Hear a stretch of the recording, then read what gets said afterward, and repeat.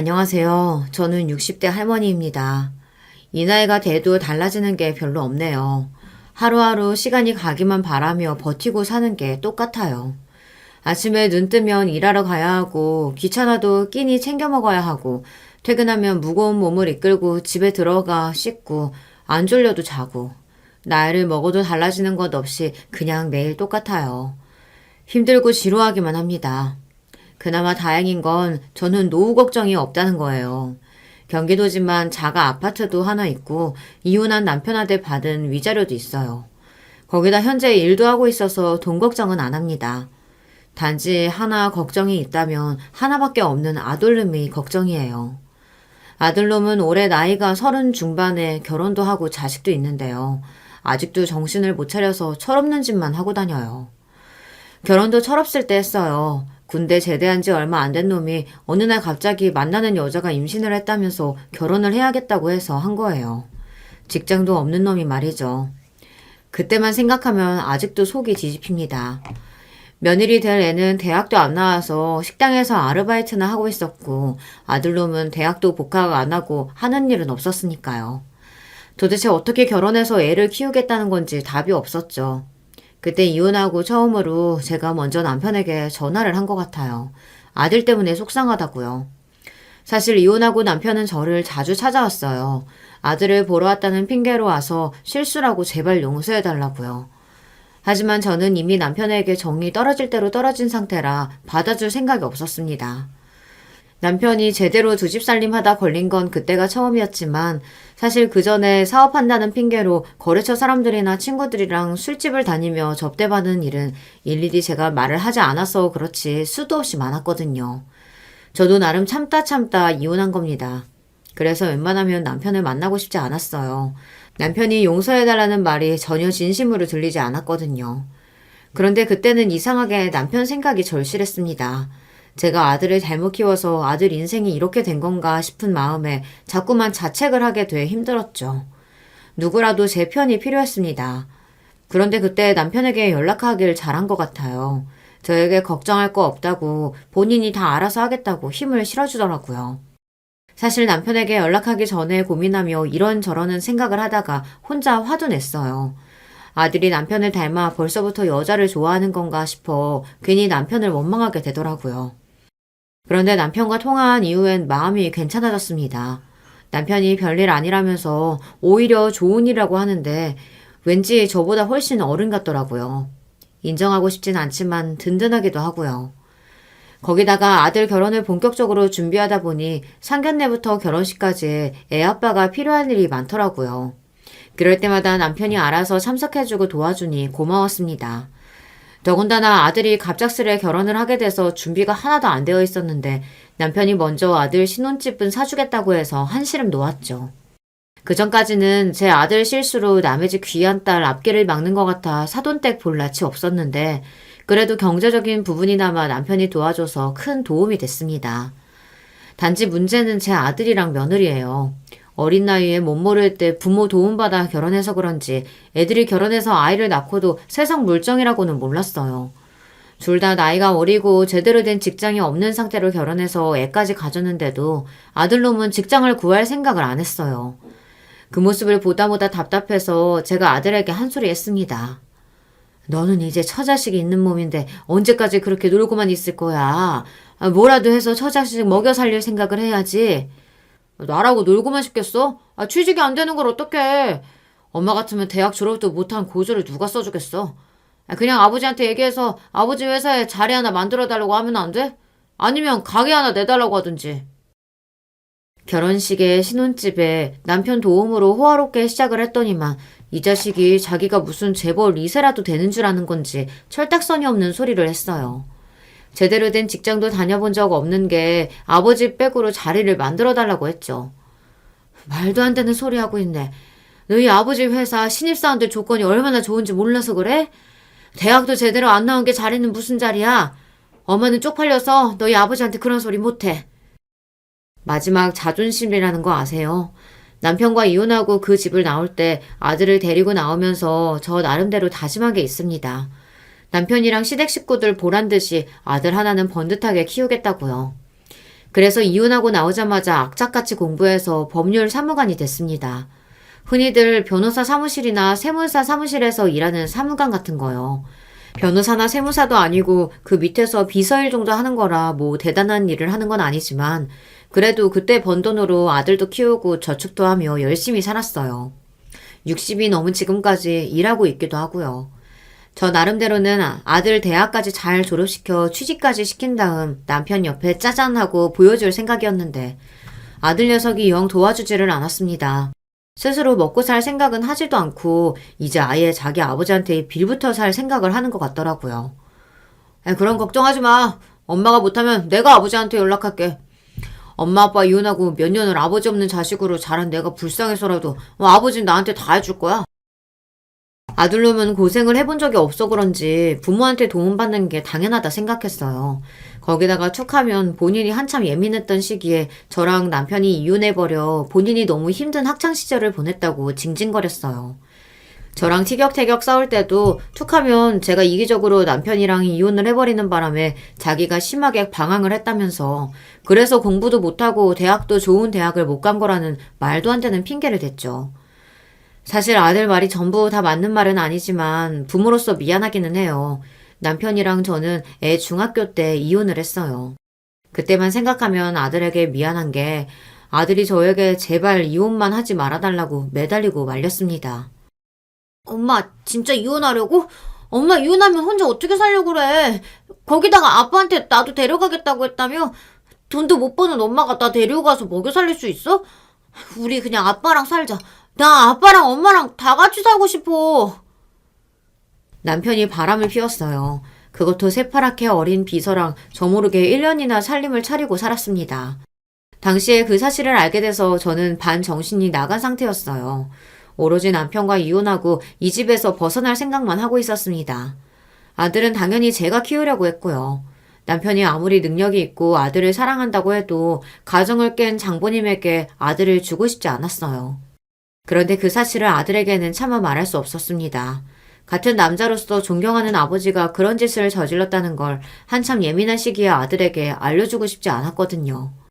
아들에게는 특별한 이유 없이 그냥 남편과 사이가 안 좋아서 이혼하는 거라고만 졸라댔더니 아들은 저를 이해하지 못하고 내내 원망했어요. 결혼하고 가정주부로만 살았던 제가 갑자기 이혼하고 남편과 헤어지면 당장 자기를 어떻게 키울 거냐면서요. 네가 몰라서 그러는데 엄마 이래봬도 19살 때 가장으로 살았던 사람이야. 너 하나 먹여 살리는 건 일도 아니니까 걱정하지 마. 그리고 네 아빠한테 위자료랑 양육비도 잔뜩 받을 거니까 네가 돈 걱정할 일은 없어. 그때까지 부족한 것 없이 여유롭게만 살았던 아이라 그런지 엄마 아빠가 이혼하게 되면 본인이 살았던 환경과 많이 달라질까봐 걱정이 되나 보더라고요. 엄마로서 아들이 한참 사춘기 때였으니 그럴 수 있겠다 싶었습니다. 그래도 난 아빠랑도 살고 싶은데. 아들 마음을 모르는 건 아닙니다. 중학생이라도 아직 아이인데 부모의 이혼을 받아들인다는 게 쉬운 일은 아니죠. 하지만 아무리 자식이 중요하다고 해도 저로서는 바람핀 더러운 남편과는 하루도 같이 살고 싶지 않았어요. 그래서 이혼했습니다. 아들뿐만이 아니라 친정부모님도 형제도 다들 이혼하지 말라고 말렸지만 저는 이혼했습니다. 그때 제 나이 40대 초반이었어요. 그 나이에 남편 없이 어린 아들까지 키우며 혼자 어떻게 사냐고 바람이든 뭐든 그냥 한번 눈 딱 감고 참고 살라고 했습니다. 애를 위해서라도 그냥 참으라고요. 하지만 저는 누가 뭐라고 하든 다 뿌리치고 이혼했어요. 그때까지 살면서 내 마음대로 결정한 게 그 무엇도 없었지만 이혼만은 제가 하고 싶은 대로 결정하고 싶었거든요. 그때는 제가 남편의 바람에 눈이 획 돌아서 배는 게 없었어요. 이혼이라는 게 전혀 무섭지 않았습니다. 돈도 있고 아들도 있는데 뭐가 무섭나 싶었죠. 물론 생각보다 세상이 만만하지는 않았습니다. 이혼하고 나오자마자 뭐라도 해보겠다고 여기저기 이력서를 넣었는데 나이도 많고 마땅한 이력도 없는 저를 어디서도 원하지 않았어요. 쉽게 면접이라도 보러 오라는 연락조차 받지 못했습니다. 그래서 이대로 있다가는 안 되겠다. 공부라도 한 겁니다. 나이가 많아 공부하기엔 이미 늦었다는 생각이 들기도 했지만 당시에 저에게는 그 방법밖에 없었어요. 남편이 달마다 위자료를 보내줘서 아이를 키우는데 큰 어려움은 없었지만 아이가 학교를 졸업하고 나면 그마저도 끝날 텐데 그 이후엔 오로지 엄마인 제 힘만으로만 살아야 하니 안정적인 직장이 저에게도 꼭 필요했죠. 그렇게 몇 년을 공부만 하고 일만 하며 앞만 보고 살았습니다.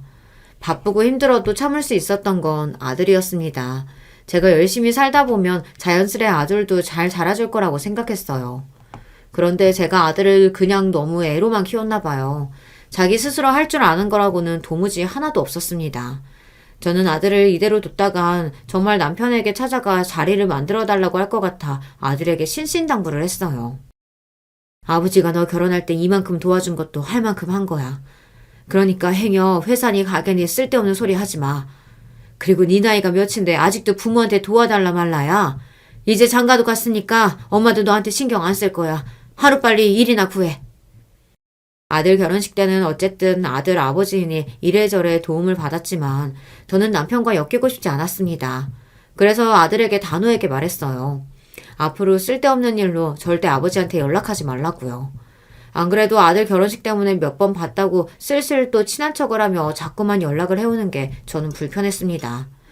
거기다가 도움이 필요할 때마다 연락하는 것도 자존심 상하고요. 저는 저대로 남편 없이도 잘 살고 있으니 아들 녀석도 알아서 잘 사는 모습을 좀 보여주길 바랬어요. 제 기대와 달리 문제는 아들뿐만 아니라 며느리도 똑같다는 거예요. 제 욕심인지 몰라도 아들이 좀 모자라면 며느리라도 똑똑하면 좋았을 텐데 며느리라는 애는 아들보다 더 철이 없었어요. 결혼하기 전에 대학도 안 가고 그냥 집에서 놀면서 아르바이트만 간간히 하다가 애를 가져서 결혼한 건 진작 알고 있었는데 며느리로 한 가족이 되고 나니 애가 그냥 철이 없는 정도가 아니라 개념이 없더라고요. 처음에 임신했다고 며느리로 들어왔을 땐 가족이 하나도 아니고 둘이나 생겼으니 그냥 좋았습니다. 그래서 며느리를 딸처럼 생각하려고 했어요. 그런데 가까이서 자주 보다 보니 친해지기는커녕 더 불편하고 멀어지기만 하더군요. 한 번은 이런 일이 있었어요. 어린 나이에 임신한 며느리가 안쓰러워 쉬는 날 가끔 반찬을 싸서 가져다 주고 서울에 갈 일이 있을 때마다 음식을 포장해다 가져다 줬어요. 마음 같아서는 애들 둘 다 나이도 어리고 할 줄 아는 것도 없으니 뭘 좀 배울 때까지는 집에서 데리고 살아야 하나 싶은 생각도 들었지만 요즘 세상에 어떤 며느리가 시어머니와 함께 살고 싶겠어요. 그런 소리 했다가는 괜히 시작도 전에 며느리와 사이가 틀어질까봐 꾹 참고 먹을 것만 자주 날라다 줬습니다. 그런데 아들네 갈 때마다 뭔가 좀 이상하더라고요. 손주가 태어나고 나서는 아들도 철이 좀 들었는지 일을 구해서 나간다는 소리를 들었는데 애들이 생활하는 걸 보니 사치스러워도 너무 사치스러웠습니다.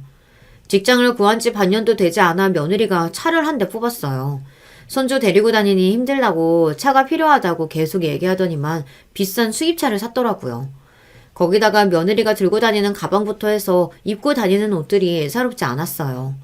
명품에는 전혀 문외 아닌 저도 알만한 명품을 며느리가 들고 다니더라고요. 저는 보다 뭔가 이상해서 아들과 며느리에게 물어봤습니다. 도대체 얼마나 대단한 직장을 구했길래 씀씀이가 이렇게 크냐고요. 그러자 아들 며느리가 하는 말이 기가 막혔습니다. 지호 오빠가 말 안 했어요? 저 지호 퇴근하고 나서부터 아버님께 따로 용돈 받고 있는데? 뭐? 용돈이라니. 지금까지 너희 나 모르게 네 아빠한테서 돈 받고 있었던 거야?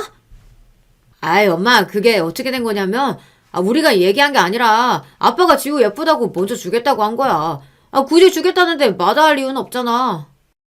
이것들이 도대체 언제부터 둘이 작당을 한 건지 전 남편한테 용돈이라는 명분으로 생활비를 받고 있었더라고요. 심지어 아들이 직장을 구했다는 건 다 뻥이었어요. 전 남편한테 돈을 받았다고 하면 제가 화를 낼 것 같으니 그 사실을 숨기려고 일을 구했다고 한 거더라고요. 뭐야? 너희들이 도대체 뭐라고 했길래 그 인간이 돈을 보내? 너희 제정신이니? 너희 나이가 몇인데 아직도 아버지한테 돈을 받아? 저는 아들과 며느리의 말이 황당해서 그 자리에서 바로 전 남편에게 전화를 걸었습니다. 도저히 아들이고 며느리고 하는 말을 믿을 수 없어 도대체 이 일이 어떻게 된 건지 남편한테 직접 들어야 할 것 같아서요. 그런데 전 남편이 하는 말이 기가 막혔습니다. 손주가 태어나고 얼마 뒤 아들하고 며느리가 전 남편 회사에 찾아가 몇 번이나 같이 밥을 먹었대요. 그러면서 며느리가 아들이 제대로 된 직장도 없고 취직도 못해서 힘들다고 하소연을 했답니다. 남편 성격에 이혼하고 몇 년 동안 못 본 아들이 처자식도 있는데 취직도 못하고 가장 노릇도 못하는 소리를 들었으니 꽤 놀라고 자존심이 상했을 거예요. 그러니 그 자리에서 본인이 용돈을 매달 주겠다고 한 거죠. 애들 나이가 몇인데 당신이 용돈을 줘. 아버지면 아버지답게 취직을 못하면 당장 나가서 일부터 구하라고 혼을 했어야지. 내가 우리 아들한테 그럴 자격이 있나. 나는 계속 용돈 줘도 상관없어. 아버지라고 해준 것도 없는데 그 정도는 해줘야지. 남편도 아들도 며느리도 누구 하나 마음에 드는 사람이 없었습니다. 물론 남편 마음을 모르는 건 아니에요. 하지만 아들이랑 며느리 하는 짓이 밉살스러워서라도 괜히 남편에게 더 화가 나더라고요. 남편은 아버지로서 해준 게 없으니 돈으로라도 보상하고 싶다고 했어요. 이 상황이 저는 너무 짜증나고 화가 나는데 다들 오히려 저를 이상한 사람 취급했죠. 거기다가 아들은 말도 안 되는 소리까지 했어요. 엄마, 이왕 이렇게 된 거 그냥 아버지랑 다시 합치면 안 돼? 아니, 보니까 아버지도 혼자라 외로운 것 같던데 둘이 같이 살면 좋잖아. 아들은 제 속도 모르고 다시 자기 아버지랑 합치라고 했어요. 나이 먹고 혼자 사는 아버지가 불쌍하다고요. 모르는 소리 하고 있네. 너희 아버지 와이프는 없어도 여자친구는 수두룩해. 괜한 소리 하지 말고 제발 네 앞가림이나 하면서 살아. 제 아들놈이지만 한심해 죽겠습니다. 30이 넘어서도 도대체 엄마 마음이라고는 몰라요. 남편은 저나 아들 앞에서는 자상한 아버지이자 남편처럼 굴지만 변한 게 하나도 없어요. 남편은 저랑 이혼하고 난 뒤 재혼은 안 했지만 그 후로도 연애를 얼마나 했는지 유명하더라고요. 60이 넘은 나이에도 말로는 친구라지만 주변에 만나는 여자도 꽤 많은 것 같고요. 만약 남편이 전과 달라졌다고 해도 다시 만날 생각이 있는 건 절대 아니었지만 남편은 변한 게 없었어요. 여전히 여자라면 사족을 못 쓰는 인간이었습니다. 제가 가끔 아들리로 연락을 하면 꼭 주변에 여자가 있는 것 같더라고요. 그런 걸 보면 재벌을 개 못 준다고 여자가 한둘이 아닌 것 같았습니다. 그럴 때면 아들 이야기를 하다가도 전화를 그냥 끊어버리고 싶어졌어요. 제가 이 나이에 전 남편에게 아들 얘기해서 뭐하나 싶어서요. 차라리 안 보고 살 때가 나았지. 손주가 태어나고 나서 돌잔치다 뭐다 해서 아들이 자꾸만 전 남편을 초대해요. 그렇게 한 번씩 만나다 보니 괜히 더 화가 나고 심란하고 그러더라고요. 혼자 사는 게 한 번도 쓸쓸하다고 느낀 적이 없었는데 꼭 전 남편을 만나고 오면 괜히 더 외롭고 그랬습니다. 제 인생이 원래 이래요. 누구 하나 제 편이 없고 항상 혼자입니다. 어릴 때부터 그랬습니다. 같은 딸인데도 부모님은 저보다 동생을 더 예뻐했어요. 저에게는 국민학교에 들어가면서부터 뭐든 혼자 다 알아서 하라고 했어요. 학교도 혼자 가라, 밥도 혼자 챙겨 먹어라, 잠도 혼자 자라. 하지만 동생은 학교에도 데려다주고 밥도 챙겨주고 잠도 어머니와 함께 잤습니다. 심지어 저에게는 용돈이라고 돈 한 번 준 적이 없어요. 그래서 아주 어릴 때부터 여기저기 일을 하고 다니며 제가 쓸 돈은 제가 벌었습니다. 하지만 동생은 어디서 돈이 나는지 친구들이랑 간식도 사서 먹고 연필이며 스케치북도 떨어지지 않고 항상 있더라고요. 궁금해서 동생에게 돈이 어디서 났냐고 물으면 아버지가 주셨다고 했어요. 어릴 때부터 워낙 차별이 익숙했던 저는 그럴 줄 알았다 싶었지만 저도 사람인지라 한 번씩은 억울해서 어머니나 아버지에게 왜 나는 동생같이 똑같이 안 해주냐고 나도 용돈 받고 싶고 어머니랑 같이 자고 싶다고 했어요. 그런데 제가 아무리 울고불고 해도 부모님은 오히려 저를 나무랐습니다. 언니가 돼서 왜 그러냐고 철이 없다는 소리만 들었어요. 그뿐만이 아니에요. 공부는 제가 더 잘했는데도 대학은 동생만 보내줬어요. 제가 대학에 가겠다고 했을 때는 여자애가 무슨 대학이냐고 집안 사정 생각해서 취직부터 하라고 했습니다. 그런데 동생은 제가 벌어온 돈으로 과외도 시켜주고 대학까지 보내줬어요. 억울하고 속상해서 부모님께 화를 내고 소리를 지르면 어머니 아버지는 저를 독하고 유난한 애로 여겼습니다. 애집애가 저렇게 드세서 나중에 누가 데려갈지 고생 좀 하겠다. 누가 아니래요. 하나밖에 없는 동생한테 주는 것도 저렇게 아까워하니 앞으로 우리 죽으면 자기 동생이나 챙기겠어? 내가 쟤를 챙기긴 왜 챙겨? 엄마 아빠가 그렇게 끼고 키웠으니까 앞으로 평생 끼고 키워야지. 에휴, 저 독한 년 말하는 것 좀 봐. 아주 바늘로 찔러도 피 한 방울 안 나오게 생겼다니까. 어릴 때부터 좋은 소리라고는 못 듣고 자라다 보니 도대체 내가 뭘 잘못한 건지 아니면 내가 이 집의 친딸이 아니기라도 한 건지 의심까지 있습니다. 그 정도로 평생 외로웠어요. 그래도 결혼만 하면 제 인생이 좀 필 줄 알았습니다. 어려서부터 부모님께 사랑도 못 받고 가난한 집안에 치가 떨릴 정도로 질리다 보니 그나마 돈이라도 있으면 가족 간에 싸울 일도 없고 화목하게 살 줄 알았거든요. 그래서 결혼할 남자를 고를 때 오로지 돈만 보고 결혼했어요. 이제 와서 이런 말 하면 전 남편이 기분 나쁘겠지만 사실 전 남편은 돈 말고는 볼 게 없는 사람이었거든요. 당시에 여자 나이 26살만 돼도 집안에서 노처녀라고 난리칠 때라 저는 25살부터 급하게 선을 봤어요. 거의 3달 동안 매주 봤다고 해도 과언이 아니에요. 매주 새로운 남자를 만나는데도 별다를 게 없더군요. 누구 하나 마음에 쏙 드는 사람이 없었어요. 나이는 한 살 한 살 먹는데 언제까지 허송세월 보낼 생각이야? 괜히 이 남자 저 남자 재지 말고 그냥 대충 한눈 골라서 시집가. 너 문구적거리는 사이에 네 동생 남자친구한테 차 얘기라도 하면 어쩌려고 그래? 지금 시대 같으면 있을 수도 없는 일이지만 그때는 도대체 왜 그랬나 몰라요. 여자가 시집가서 살아봐야 좋은 거 하나도 없는데 부모님들은 딸을 시집 못 보내 아주 안달이었습니다. 제 밑에 여동생이 하나 있는데 걔는 오래 사귄 남자친구가 있었어요. 남자친구네 집안에서는 계속 결혼하라고 야단이었는데 우리 집에서는 무조건 순서대로 시집을 보내야 한다고 저부터 보내고 동생을 보내겠다고 하셨죠. 저야 당연히 그냥 동생부터 시집 보내라고 했죠. 난 시집 못 갈 것 같다고요. 남자친구 있는 사람부터 먼저 보내면 되지. 결혼 그게 뭐가 그렇게 급한 거라고 순서대로 못 보내서 난리예요. 전혀 저거 말하는 것 봐라. 우리 집에 뭐가 있냐? 딸년들이라고 제대로 된 게 없으니 나이라도 어릴 때 후딱 해치워버려야 입이라도 하나 줄일 거 아니야? 나이 먹어봐라. 어느 집에서 너 같은 년을 데려가겠어? 어머니도 어머니지만 저는 지금도 돌아가신 아버지 사진을 보면 눈이 질끈 감아져요. 어떻게 자기 자식한테 2년 전년 그렇게 욕을 하는지 어려서부터 들었는데도 그 소리에 면역이 안 돼 들을 때마다 심장이 뛰었어요. 반면 동생에게는 욕 한 번 하는 걸 못 봤습니다. 저에게만 그랬어요. 지금 같으면 욕하지 말라고 나도 이름 있다고 반항이라도 하겠지만 그때는 세상에서 아버지가 제일 무서워서 욕을 먹어도 말대꾸 한 번 못했습니다. 그래서 결혼한 이후에는 친정부모님과 거의 왕래 없이 대면대면 지냈어요. 부모님이야 시집까지 보내줬으니 본인들이 할 일은 다 했다 싶었는지 부잣집에 시집간 저에게 은근 바라는 게 많았지만 저는 아무것도 도와드리고 싶지 않았어요. 이런 소리 매정하게 들릴 수 있지만 사실 태어나서 지금까지 살면서 부모님이라고 저를 이 세상에 태어나게 해준 거 말고는 해준 게 하나도 없었어요. 결혼할 때만 해도 민망했던 게 친정에서 하나도 도와주질 않았어요. 그나마 제가 직장 다니며 조금씩 모아놓은 돈이라도 없었으면 시집도 못 갔을 거예요. 25살 됐을 때부터 그렇게 시집가라고 성하더니만 돈도 없으면서 도대체 무슨 배짱으로 시집가라고 내몬 건지 이해가 안 되더군요. 거기다가 더 이해가 안 되는 건 여동생 결혼할 때였어요.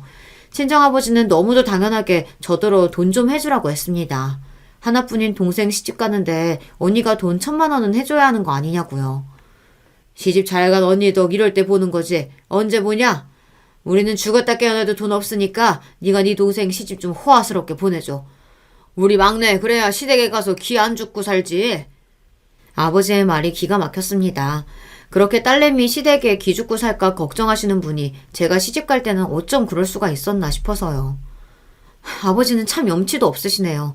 나 시집 갈 때는 밥솥 하나 안 사서 보냈으면서 이제 와서 영민이는 나더러 시집 보내라고요? 에이, 너야 네가 알아서 벌어놓은 돈도 있었고 이 서방이 워낙 돈이 많았잖아. 네가 걱정할 게 뭐가 있어? 남편이 돈이 많으면 뭐래요. 내 돈도 아닌데. 나 시집 올 때 아무것도 해온 거 없어서 지금도 남편이고 시댁 눈치 보여서 이 집에서 10원 한 푼도 마음대로 못 써요. 그러니까 영민이 시집은 아버지가 알아서 보내세요. 돈이 문제가 아니라 최소한 아버지고 어머니고 동생이랑 차별만 안 하고 키웠어도 제가 이 정도로 하지는 않았을 겁니다. 지금까지도 돌아가신 부모님을 생각하면 그리운 마음이라고는 조금도 없이 원망스럽기만 합니다. 그 정도로 부모님이 미웠어요. 그래서 남편이랑 결혼한 거예요. 당시에 선본 남자 중에 집안에 돈이 제일 많았거든요. 어차피 결혼할 만큼 좋은 남자도 없는데 이왕 결혼하는 거 돈이라도 많은 남자랑 하자 싶었습니다. 내가 돈이라도 많은 집에 시집가서 살아야 부모님에게 무시 안 당하고 큰 소리 칠 수 있을 것 같아서요. 그러고 보면 그런 불순한 마음으로 결혼해서 벌을 받았나 봐요. 사랑 없이 돈만 보고 시집도 갔더니만 남편에게도 평생 사랑받지 못하고 산 거죠. 대체 제 인생은 왜 이 모양인지 모르겠어요. 지금까지 고생하며 살았어도 이제 자식 장가 보내고 손주도 봤으니 행복하게 살 날만 남은 줄 알았는데 아니더군요. 전생에 나라를 팔아먹고 죽을 죄라도 진 건지 이번 생은 고난이 끝이 없었습니다. 얼마 전 직장에서 건강검진을 하라고 해서 받았는데 좀 이상하게 나왔다고 정밀 검사를 해봐야 한다고 하더라고요. 그때까지만 해도 저는 설마 뭔 일 있겠나 싶어서 주변에 아무한테도 말을 안 했습니다. 괜히 이야기해봐야 신경만 쓰이게 하는 것 같아서요. 그래서 쉬는 날 혼자 병원에 가서 정밀 검사를 하고 왔어요. 그런데 이게 은근 긴장이 되더라고요. 지금까지 60 넘게 살면서 저는 병원에 누구랑 같이 와본 적이 없어요.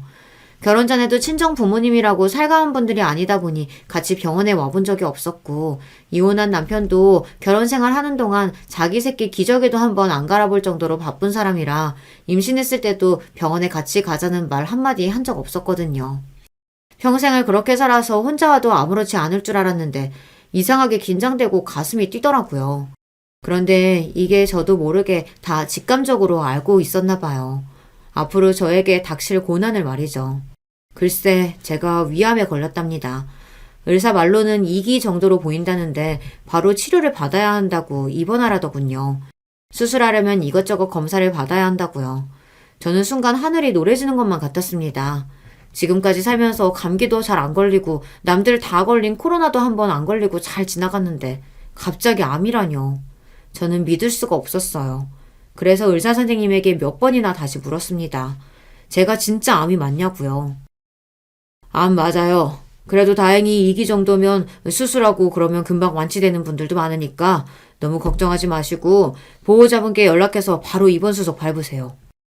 의사 입에서 보호자한테 연락하라는 말을 듣자마자 저는 혼란스러웠습니다. 제 보호자가 누구인지조차 떠오르지 않아서요. 제 곁에 가족이라고는 아들하고 며느리뿐인데 둘 다 제 보호자라고 하기엔 미덥지가 않았습니다.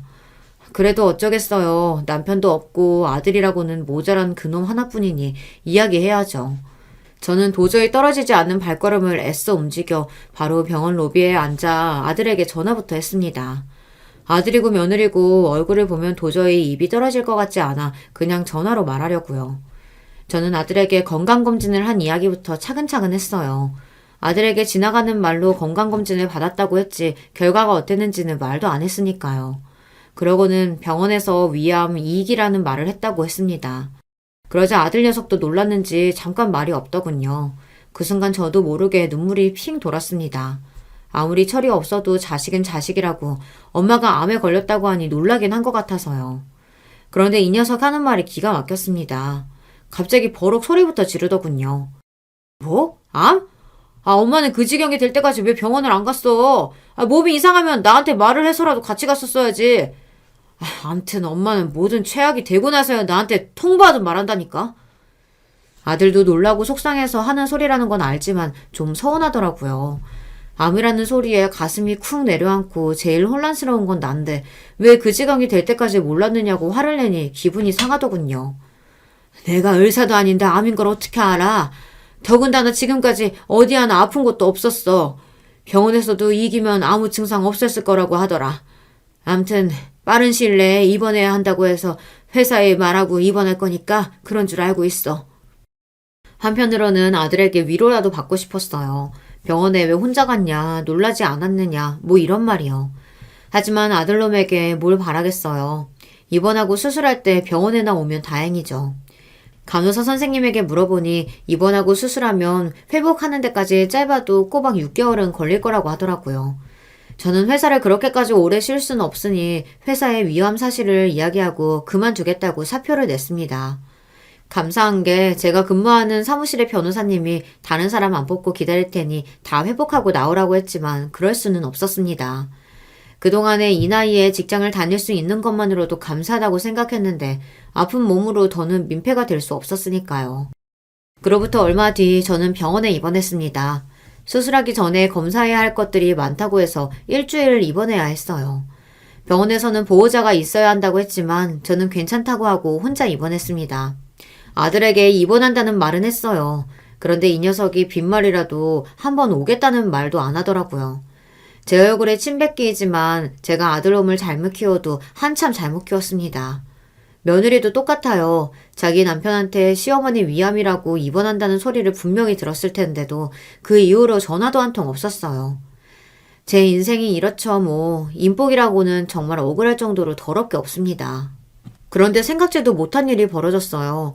병원에 입원해서 누워있는데 글쎄 전 남편이 병원에 찾아왔습니다. 제가 말한 적도 없는데 말이죠.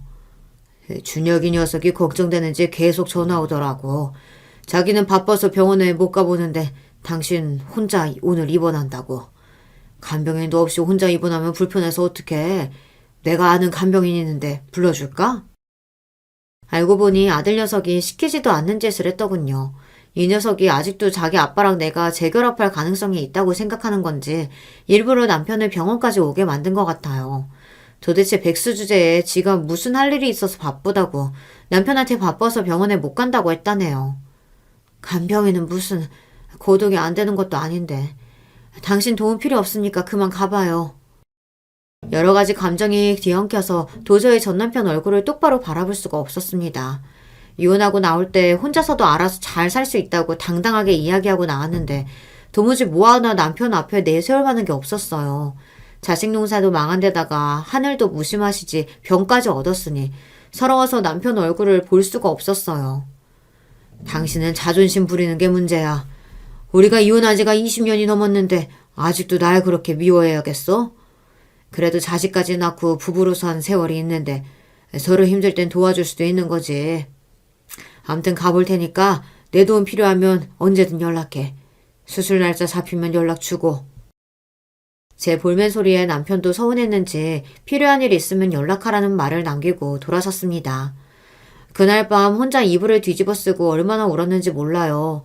외롭고 서러운 것에 이제는 좀 익숙해졌는 줄 알았는데 그날 밤은 유독 외롭고 서럽더라고요. 마치 외딴 섬에 혼자 남겨진 것처럼 쓸쓸했습니다. 그래도 저는 언제나처럼 애써 스스로를 다독였습니다. 인생은 원래 혼자라고, 혼자 왔다가 혼자 가는 거라고. 이번 일도 언제나처럼 혼자 힘으로 해결할 수 있다고 스스로 위로했습니다. 수술 날짜를 잡아놓고 병원을 퇴원했습니다. 저를 담당하는 교수님이 수술이 많아 제일 빠른 시일 내에 수술해도 한 달 후에나 가능하더라고요. 더군다나 수술하기 전에 검사할 것들이 있어서 일주일에 한 번씩은 병원에 가야 하고요. 제가 다니는 병원이 서울 중심감에 있어요. 반면 저는 경기도에 살다 보니 병원을 왔다 갔다 하는 게 보통 일이 아니었습니다. 아무래도 이대로는 힘들 것 같아 제가 퇴원하는 길에 아들에게 연락했어요. 수술할 때까지만 아들네 집에서 병원 다니면 안 되겠냐고요. 그럼 엄마 우리 집에 있으면 되지. 내가 몇 달 전부터 친구들하고 약속한 게 있어서 병원에 한번 제대로 못 가봤네. 엄마도 내 친구 진석이 알지? 그 녀석이 지방에 골프장 차렸다고 오픈식 한다고 놀러오라는데 안 갈 수가 있어야지. 이런 자식이 제 아들입니다. 엄마가 암에 걸려서 병원에 입원했는데 지는 친구가 새로 오픈한 골프장에 놀러 간다네요. 이런 녀석인 걸 모르는 게 아닌데 말해봐야 뭐 하겠어요. 내 속으로 낳은 자식이지만 너는 참 팔자 좋다. 직장 구한다고 하더니만 도대체 언제까지 그렇게 놀고만 있을 거야? 엄마가 지금 당장 죽어도 억울한 게 없는데 나 죽어도 너 정신 못 차리고 살 거 생각하면 속이 탁 막혀서 마음 편히 죽을 수가 없어. 아이 엄마는 왜 또 죽는다는 소리를 해. 내가 병원에 안 가서 삐졌어? 그래도 내가 나 대신 아빠 보냈잖아. 주변에서 다들 그러는데 여자는 나이 들면 자식보다 자상한 남편이 있는 게 더 낫대. 아빠는 자상한 데다가 돈도 많잖아. 엄마 암이라고 했더니만 아빠가 무지 걱정하더라고. 이 김에 아빠랑 잘해봐. 병원에서 암 진단까지 받고 수술한다고 오늘 내일 하는 엄마한테 재혼하라는 아들놈을 어떻게 하면 좋을까요? 말도 안 되는 소리 좀 작작하고 제발 철 좀 들어 이 녀석아. 알았어. 또 잔소리한다. 나 오늘 밤에 서울 올라가니까 먼저 집에 가 계세요. 그래도 아들놈이 나름 병원에 안 와본 게 미안하긴 했는지 웬 말로 군말 안 하고 자기네 집으로 오라고 하더라고요. 저는 오랜만에 아들네 집에 가는 거라 신경이 쓰여 가는 길에 백화점과 마트에 들려 이것저것 샀습니다. 아들 며느리가 좋아하는 소고기랑 손주 녀석 장난감이랑 옷도 잔뜩 샀어요. 이래저래 서운한 게 많다고 해도 자식이다 보니 또 오랜만에 얼굴 본다고 기분이 좋더라고요. 그런데 제가 생각해도 저는 바보 병신이 맞았어요. 자식이고 남편이고 누구 하나 저를 생각하는 사람이 없다는 걸 누구보다 잘 알면서 뭘 기대하고 아들네 집에 갔는지 모르겠어요. 아들네 집에 도착해 초인종을 눌렀더니 현관에 나온 며느리가 저를 보자마자 무슨 못 볼 걸 보기라도 한 사람처럼 미간을 구겼습니다. 그러더니 저에게 대뜸 하는 말이 연락도 없이 무슨 일이냐고 하네요. 그 소리를 듣는데 저도 모르게 욱했습니다. 암 판정을 받고 병원에 입원했다가 곧 수술을 앞둔 시어머니를 몇 달 만에 보는 며느리가 할 말인가 싶어서요. 세아가, 너는 CMU를 몇 달 만에 처음 보면서 그런 소리가 나오니? 준혁이가 전화 안 했어? 나 수술할 때까지 당분간 너희 집에 있기로 했다. 저도 워낙 눈치가 있는 사람이라 며느리 집에 아무 때나 드나드는 사람이 아니에요. 시어머니라고 며느리한테 시도 때도 없이 전화하지도 않고요. 앞으로 한 달은 꼬박 병원으로 서울에 올 일이 많으니 아들 며느리를 최대한 귀찮게 하지 않으려고 했는데 아들이고 며느리고 하는 짓을 보니 저도 눈치만 볼 수가 없겠더라고요. 엄마로서 시어머니로서 한 번쯤은 자식들에게 기대고 싶었습니다. 그래서 애써 더 당당하게 며느리에게 이야기했어요. 그런데 순식간에 며느리 얼굴이 어두워졌습니다. 그러더니 저에게 들어오라는 말도 한마디 안 하고 핸드폰을 들고 방으로 들어가 버리더군요. 저는 며느리의 행동이 괘씸해서 빠르게 며느리의 뒤를 따라갔습니다. 방으로 들어간 며느리는 곧바로 아들에게 전화를 건 것 같더군요. 그러더니 한다는 말이 가관이었어요. 나한테 상의 한마디 없이 어머님더러 집에 오라고 하면 어떡해. 당신 암도 옮을 수 있다는 거 몰라? 짜증나게. 다짜고짜 집으로 쳐들어오면 어쩌자는 거냐고. 순간 저는 눈이 획 도는 느낌이었어요. 세상에서 내 아들놈이 제일 싸가지가 없는 줄 알았는데 며느리녀는 더한 년이더군요. 이야기는 거기서 끝이 아니었습니다. 아들놈이 뭐라고 며느리에게 했는지 며느리년이 금세 꼬리를 내리더라고요. 어머님 모시고 있으면 아버님이 생활비 더 주신다고 했다고? 당신 그거 진짜야? 뻥 아니지? 아들놈의 새끼가 저를 집에 데리고 있으면서 전 남편에게 생활비를 더 달라고 하려고 했나 보더라고요. 정말이지 제가 제 속으로 낳은 자식이지만 어쩌면 이런 놈을 낳고 미역국을 먹었나 몰라요. 잠시 후 방에서 나온 며느리녀는 금세 말짱해진 얼굴로 뻔뻔하게 저에게 저녁을 먹었냐고 묻더군요. 어머니 식사 안 하셨죠? 어머 배고프시겠다. 애아빠가 오는 길에 햄버거 사온대요. 조금만 기다리세요. 며느리의 말에 저는 순간 콧방귀가 흘러나왔습니다. 하는 짓이 정말 소름 돋게 짜증나서요. 이것들이 평생 자기 손으로 돈 벌어서 살 생각은 안 하고 저나 남편한테 빌부터 살 생각만 하니 분노가 끓어오르더군요. 너 지금 햄버거라고 했니? 지금 시간이 몇 시인데 저녁도 안 차린 거야? 더군다나 다음 달이면 암 수술하는 사람한테 햄버거라니? 됐다 됐어. 네가 개념 없이 구는 게 어디 하루 이틀이니? 난 안 먹고 그냥 잘 거니까 작은 방에 이불이나 좀 가져다 줘라. 저는 며느리와 아들의 통화 내용을 들은 순간 다 포기하고 싶다는 생각이 들었어요. 네가 자식을 그렇게 키워놓고 살 자격이 있나 싶기도 하고 저런 소리를 들으면서까지 살아야 하나 라는 생각도 들더라고요. 그래서 며느리에게 좋은 말이 나가지 않았습니다. 사실 말도 섞고 싶지 않았습니다. 그런데 며느리는도 제 말에 기분이 상했는지 바로 토를 달더군요. 어머니 지금 말 다 하셨어요? 저도 애 보느라고 밥 먹을 시간도 없이 바쁜데 지금 백수 남편 저녁 안 차려놨다고 시집살이 시키시는 거예요? 며느리가 말대꾸하자 저는 오히려 잘됐다 싶더군요. 이왕 이렇게 된 거 저도 며느리에게 쌓인 말을 다 해야겠다 싶었어요. 너 말 한 번 잘했다. 너 우리 집에 시집와서 며느리라고 도대체 한 게 뭐가 있니? 나도 내 아들놈 영 변변치 않아 네 눈치 본다고 봤는데 아무리 그래도 넌 해도 너무해. 지금까지 네가 아무리 개념 없이 굴어도 어려서 몰라서 그런 거겠지 하고 넘어갔다. 그런데 너도 이제 30 다 됐고 애도 어린이집 다닐 정도로 컸잖아. 근데도 시애미가 병원에 입원해 있는 동안 어떻게 전화 한 번 안 할 수가 있어? 거기다가 몇 달 만에 집에 찾아온 시애미더러 뭐? 연락도 없이 와? 그게 할 말이니? 저도 제가 그렇게 화가 많은 사람인지 그날 처음 알았어요. 그동안 할 말이 있어도 꾹꾹 참고만 있었는데 펑 하고 터지더라고요. 그런데 제 말에 가만히 있을 며느리가 아니었어요. 바로 표정이 바뀌더니만 인상을 팍 구기더군요. 짜증나. 그래서 뭐 어쩌라고요. 처음부터 나 개념 없는 줄 알고 참고 살았으면 계속 참고 살면 되지. 왜 죽을 때 돼서 괜히 난리예요? 왜요? 죽을 때 되니까 억울해서 괜히 나한테 화풀이라도 하는 거예요? 며느리 말에 순간 저는 제 두 귀를 의심했습니다. 얘가 제정신인가 싶어서요. 저는 무슨 며느리가 아니라 동네 양아치랑 대화하는 줄 알았습니다. 순간 너무 황당해서 말문까지 막혔어요. 뭐야?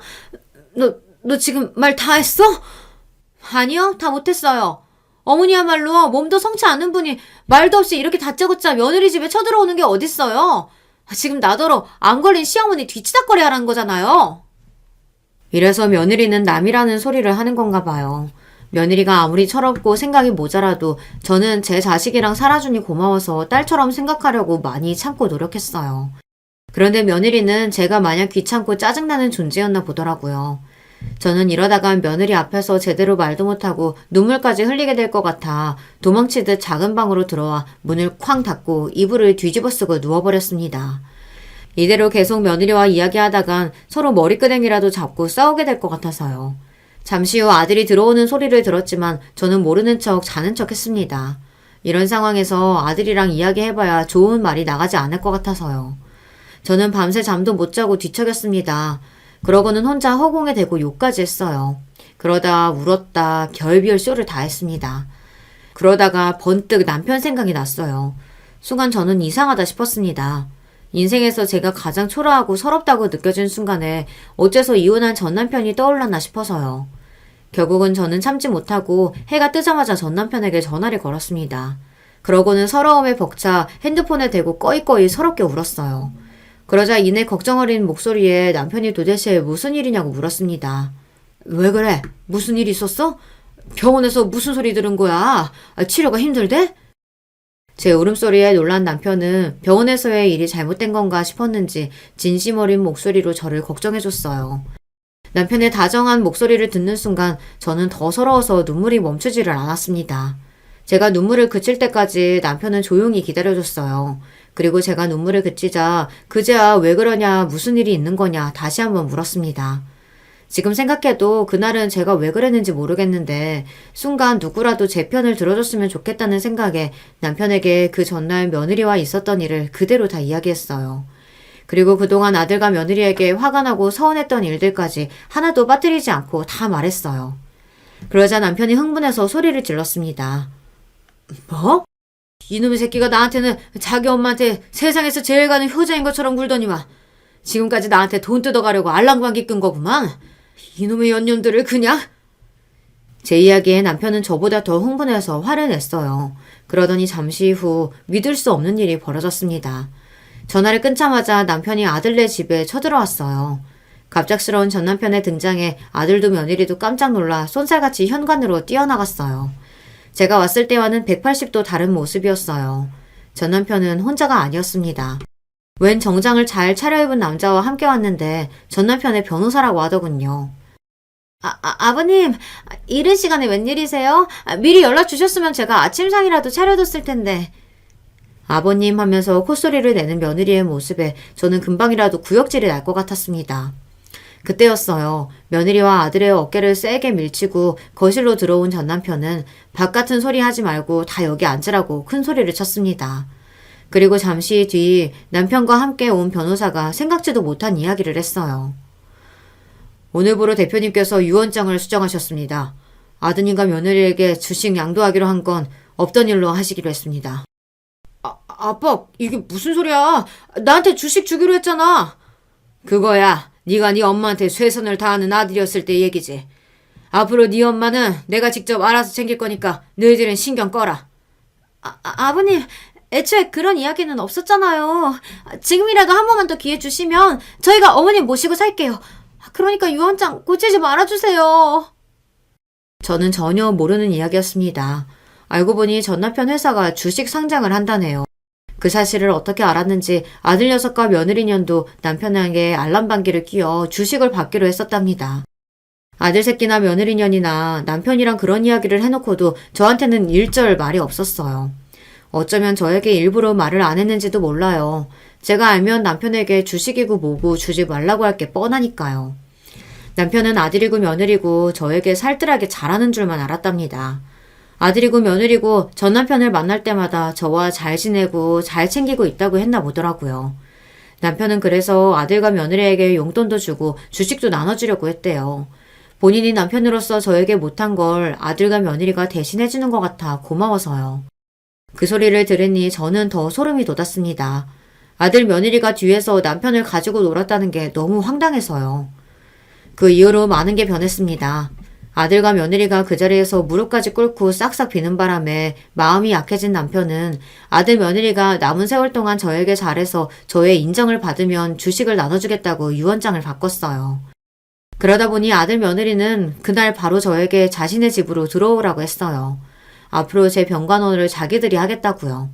저는 당연히 거절했습니다. 돈만 보고 부모에게 잘하겠다고 달려드는 자식들은 필요 없었으니까요. 반면 남편은 저에게 좀 놀라다가 못 이기는 척 자식들 집에 들어가 편하게 살래요. 그러면 본인이 돈 걱정을 안 하고 살게 해주겠다고요. 저는 이놈이나 저놈이나 마음에 안 들어 죽겠습니다. 여러분들 생각은 어떠세요? 60 넘어 암에 걸린 여자가 자식도 없고 돈도 없이 사는 건 아무래도 더 불쌍해 보이니 남편 말대로 못 이기는 척 아들네 들어가 떵떵거리며 사는 게 좋을까요? 사실 저는 내키지 않습니다. 하루를 살다 죽더라도 제 집에서 마음 편히 살고 싶어요. 저는 최근 암수술을 마치고 항암과 방사선 치료를 하고 있습니다. 하루가 다르게 몸도 쇠약해지고 힘들어요. 아들과 며느리는 하루가 멀다 하고 찾아와 귀찮게 합니다. 저는 아직도 모르겠어요. 저런 것도 자식들이라고 용서를 해줘야 하나 싶어서요. 여러분들이 보시기에는 제가 어떻게 하는 게 좋을 것 같은지 판단하셔서 여러분들의 의견 댓글로 남겨주세요. 하나하나 확인해 보겠습니다. 기나긴 제 인생 이야기 들어주셔서 감사해요. 여러분들은 언제나 건강하시고 행복하시길 바랄게요. 여러분 안녕하세요. 저는 지방 사는 60대 여자입니다. 오늘은 저한테 일어났던 사연을 제보하려고 해요. 인생을 아주 오래 살지는 않았어도 환갑이 지나니까 확실히 경험이 많아졌습니다. 예전에는 저한테 이런 날이 올 거라고는 전혀 상상하지 못했습니다. 사연 없는 삶이 없다고 하는데 저는 제가 생각해도 인생의 굴곡이 매우 심했거든요. 도대체 어떤 일이 있었는지 궁금하시죠? 그럼 바로 시작하겠습니다. 저는 고아여서 부모의 얼굴도 모르고 자랐습니다. 그냥 제 인생의 첫 기억 자체가 보육원이에요. 시대가 시대인 만큼 다들 어려웠던 상황이었습니다. 고등학교도 나오지 못한 저는 중학교를 졸업하고 바로 일을 시작했어요. 바닷가에 살았는데 생선을 잡은 배가 들어오면 그 배에 가서 생선을 분류하고 식당에 가서 심부름하는 일을 했습니다. 다들 어려웠던 시절이라 배가 고픈 것은 너무 일상이었어요. 열심히 뭐라도 일을 해야 배고프지 않고 먹을 수가 있었습니다. 그렇게 저는 고등학교도 다니지 않고 일부터 시작했어요. 그러다 저는 동네에서 가장 부잣집의 아들과 사랑에 빠졌습니다. 당연히 그 집의 사모님은 저를 너무 싫어했어요. 부모도 없이 학교도 다니지 않은 여자아이를 누가 좋아하겠어요? 사모님은 저만 보면 너무 노골적으로 거지라고 부르며 본인의 아들한테 떨어지라고 하셨습니다. 하지만 사람 마음이 어떻게 딱 없어지나요? 부잣집 아들과 저는 어른들 몰래 밤에 만나면서 사랑을 키웠습니다. 그리고 제가 21살 때 예기치 않는 임신까지 하게 되었어요. 결혼식도 올리지 않았는데 애가 먼저 생기게 되었습니다. 어떡해요? 성철 씨가 분명히 책임진다고 했잖아요. 그런데 저한테 이 동네를 떠나라는 말이 나와요? 사람이 어떻게 그래요? 차라리 저를 데리고 어떻게든 부모님을 설득한다고 해야 맞는 거 아니에요? 순자야, 나도 너랑 결혼해서 살고 싶지. 그런데 현실이 그렇지 않은 것을 어떡하니? 결혼이라는 게 사랑으로 되는 게 전혀 아니야. 우리 집의 사업 때문이라도 미숙이랑 결혼해야 해. 그 대신 내가 내 아이라는 것을 비밀로 하고 동네를 뜨면 주기적으로 찾아갈게. 알겠지? 저를 임신하게 만든 부잣집 아들인 성철 오빠는 제가 임신했다는 소식을 알리자 단번에 저를 배신했습니다. 그전까지는 간이고 쓸개고 다 빼줄 것처럼 행동했었어요. 그런데 임신 소식을 듣자 저한테 오히려 동네를 떠나라고 하더라고요. 그때 제 나이가 너무 어리기도 했고 동네를 떠나면 당장 생계가 너무 불투명했습니다. 그래서 엉엉 울며 매달렸어요. 그러다 나중에는 성철 오빠가 저를 아예 만나주지도 않았습니다. 어렸던 저는 불러오는 배를 보며 탄식했어요. 그러다 성철 오빠의 집으로 가서 애원했습니다. 제가 대문 앞에서 오빠 이름을 부르며 우리 아이는 어떡하냐고 울자 사모님이 금방 나오더라고요. 동네 창피하게 뭐하는 짓이냐고 저에게 물과 소금을 뿌리기 시작하셨습니다. 다시는 눈앞에 띄지 말라고 하셨어요. 너무 속상하고 서러운 마음이 들었습니다. 하지만 저는 굴하지 않고 계속해서 성철 오빠의 아이를 가졌다고 알렸어요. 그러자 동네에 소문이 돌기 시작했습니다. 그리고 제 소문 때문인지 오빠는 원래 결혼하려고 했던 집과 파혼하게 되었어요. 파혼 소식이 들리자 오빠는 저를 찾아와 자기를 다시는 아는 척을 하지 말라고 했습니다. 그리고 사모님은 제가 일하던 곳을 쫓아가 일감을 아예 끊기게 했어요. 동네에서 제일 부자였고 또 워낙 오빠네 집이 엮인 회사가 많았답니다. 그래서 저는 어쩔 수 없이 일자리를 다 잃게 되었어요. 저를 불쌍하게 여긴 분들이 소일거리라도 줬는데 그것마저 발각되면 바로 응징이 돌아갔습니다. 배는 불러오는데 일은 없으니 그동안 모아놓은 돈으로 연명했어요. 하지만 그것도 한계가 있어서 저는 임신했지만 굶는 상황이 발생했습니다. 그래도 예전 일이라 그때는 인심이라는 게 있었거든요. 저를 불쌍하게 여긴 주민들이 몰래 고구마와 말린 생선을 제가 사는 쪽방 앞에 두고 가셨어요. 새벽에 아무도 안 볼 때 주었기 때문에 누가 줬는지는 아직도 모릅니다. 이 자리를 빌려 감사하다고 전하고 싶어요. 아무튼 그렇게 저는 첫째 아이를 낳게 되었습니다. 아이의 성별은 남자아이였어요. 아빠가 누군지 온 동네 사람들이 다 알아도 아이는 아빠를 아빠라고 부를 수도 없는 상황이었습니다. 환영받지 못한 출생이었죠. 출산했다는 소리를 듣고 사모님은 저를 찾아와서 대놓고 말씀하셨어요. 동네를 떠나라. 여기에 돈 줄 테니까 이 돈 가지고 우리가 모르는 곳으로 가서 살아. 제발 우리 성철이 인생 망치지 말고 떠나라고. 알겠어? 너 때문에 우리 아들 앞길 막히면 안 되잖아. 보는 눈이 많아서 몰래 죽일 수도 없고. 아휴. 사모님, 저 이 동네 떠나면 어디서 살아야 할지 몰라요. 제발 그냥 동네에서 죽은 듯이 살 테니까 살게 해주시면 안 될까요? 성철 오빠랑 털끝 하나 스치지 않게 제가 노력할게요. 네? 듣기 싫다. 같은 동네에서 살면 오다 가다 마주칠 거 아니야? 나보고 지금 그런 걸 보고 살라는 거야? 그리고 막말로 우리 아들 애가 아닐 수도 있잖아? 생긴 거 보니까 못생긴 게 딱 너를 닮았잖아. 됐다. 말씨름하기도 싫어. 떠나라. 사모님은 저에게 봉투를 건네며 당장 동네를 떠나라고 하셨어요. 저는 그래도 평생 살았던 고향인데 떠나기가 싫었지만 돈의 액수를 보고 어쩔 수 없이 떠나게 되었습니다. 어차피 고향에 계속해서 있어도 사모님이 장악해서 제가 일할 곳도 전혀 없었거든요. 고마웠던 분들에게 마지막으로 인사하고 저는 갓 태어난 신생 아들을 데리고 근처 도시로 가게 되었습니다. 그리고 거기서 새 출발을 하게 되었어요. 일단 아이가 너무나도 어려서 당장 일을 구할 수는 없었습니다. 여관에서 사모님이 주신 돈으로 지내면서 살았어요. 그러다 이제 돈이 점점 떨어져서 일을 반드시 구해야 하는 상황으로 왔습니다.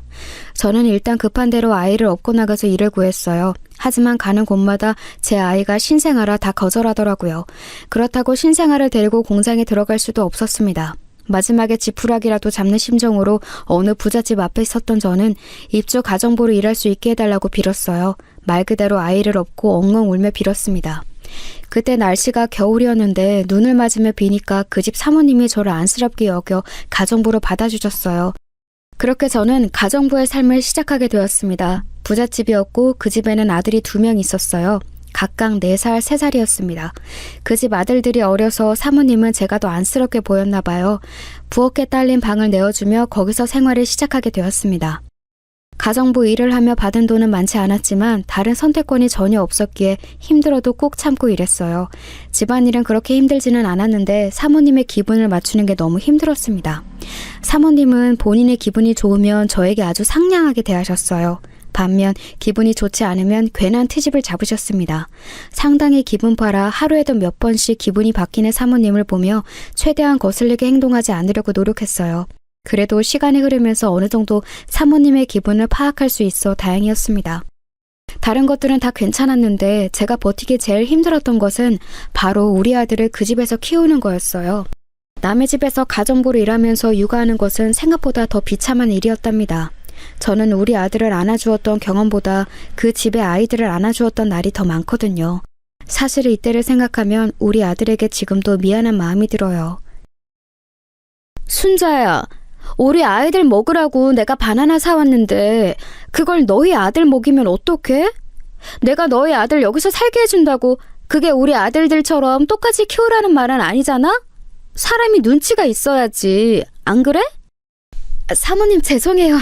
제가 먹이려고 한 건 아닌데 아들이 배고파서 형들 거 빼앗아 먹었나 봐요. 아이고, 다시는 이런 일 없도록 제가 노력할게요. 너무 죄송합니다. 재성아, 형들 간식 네가 먹으면 안 돼. 아이들이 자라면서 받는 차별은 점점 더 심해졌어요. 물론 당연히 저는 가정부였고 우리 아들은 가정부의 아들이니 똑같이 대우받을 수는 없었습니다. 그 사실을 이미 알고 있으면서 막상 남의 집 아들들의 간식은 제 손으로 만들어주면서 내 아들은 먹이지 못할 때는 너무 가슴이 아팠어요. 월급을 받아도 아주 적어서 과자 정도는 사줄 수 있어도 주인집 아들들이 먹는 것처럼 매 끼니 고급 음식을 대접할 수는 없었습니다. 아들이 자기도 형들처럼 맛있는 것을 본인도 먹고 싶다고 울 때는 너무 가슴이 아팠습니다. 그래서 이것과 관련해서 사건도 하나 있었어요. 어느 날 사모님이 본인 아들들을 먹인다고 갈비찜을 하라고 하더라고요. 열심히 시장에 가서 장을 보고 집에 와서 갈비찜을 만들었습니다. 사모님은 갈비는 비싸니까 우리 아들한테 주지 말라고 하셨어요. 저는 속상하고 서운했지만 알겠다고 대답했습니다. 그런데 아들이 냄새를 맡고 갈비찜이 너무 먹고 싶다고 울었어요. 원래는 절대 아들에게 주지 않았는데 그날따라 아들이 너무 심하게 울더라고요. 그때 아들의 나이가 7살이라 한창 먹고 싶은 게 많은 나이이기도 했습니다. 그래서 그걸 몰래 줬는데 하필이면 그걸 사모님에게 걸렸어요. 순자야, 너 지금 장난하니? 내가 몇 번을 말해, 어? 고기처럼 비싼 음식은 우리 아들들만 먹을 수 있다고. 이럴 거면 너 그냥 나가. 나가라고. 내 집에서 당장 나가. 사모님, 죄송해요. 아이가 너무 배고프다 해서 저도 어쩔 수 없이 그랬어요. 한 번만 봐주시면 안 될까요? 네? 제발요. 제가 진짜 다시는 제 성에 부엌에 못 오게 할게요. 사모님은 제가 아들에게 갈비찜을 먹이는 것을 보고 크게 화를 내셨어요. 그러면서 저를 진심으로 내쫓으려 하셨습니다. 결국 저는 엉엉 울며 무릎까지 꿇고 빌었고 겨우 용서를 받게 되었어요. 그때부터 저는 적은 월급이어도 기를 쓰고 모으기 시작했습니다. 그 전까지는 아이한테 주인집 아들들의 반이라도 따라가라고 많이 썼거든요. 그 이후에 아이들이 다 학교에 입학하고는 더 상황이 심각해졌습니다. 주인집 아이들이 크면서 우리 아들을 많이 괴롭혔어요. 우리 아들이 제게 울면서 형들이 괴롭힌다고 할 때는 너무 마음이 아팠습니다. 하지만 그렇다고 주인집 아들들을 혼낼 수도 없었으니 제 속이 말이 아니었어요. 시간이 흐르면서 아들은 더 고통스러워했어요. 주인집 아들들도 그렇지만 학교에 갔더니 놀림을 많이 당해서 힘들어했습니다. 그래서 저는 아들이 더 상처받기 전에 그 부잣집을 나오게 되었어요. 제가 일하는 것에 비해 돈을 매우 적게 받아서 사모님은 막상 나간다고 하니까 저를 붙잡았습니다. 하지만 저는 흔들리지 않았어요. 그리고 모은 돈으로 다시 새로운 지역으로 가려고 했습니다. 그런데 순간 머릿속에 우리 아들의 아빠인 성철 오빠가 떠올랐어요. 저는 이렇게 비참하게 사는데 성철 오빠는 어떻게 살고 있는지 궁금하더라고요. 그래서 아들의 손을 잡고 본격적으로 다른 지역에 가기 전에 고향에 들렀습니다. 오랜만에 간 고향은 바뀐 게 전혀 없었어요. 너무 그대로라 오히려 놀랄 지경이었습니다. 성철 오빠의 집은 여전히 으리으리했어요. 문 앞에서 아들의 손을 잡고 쳐다보는데 순간 대문이 열리고 성철 오빠가 나왔습니다. 오빠의 옆에는 아내로 보이는 사람과 자식으로 보이는 남자아이와 여자아이 1명씩 총 2명이 있었어요.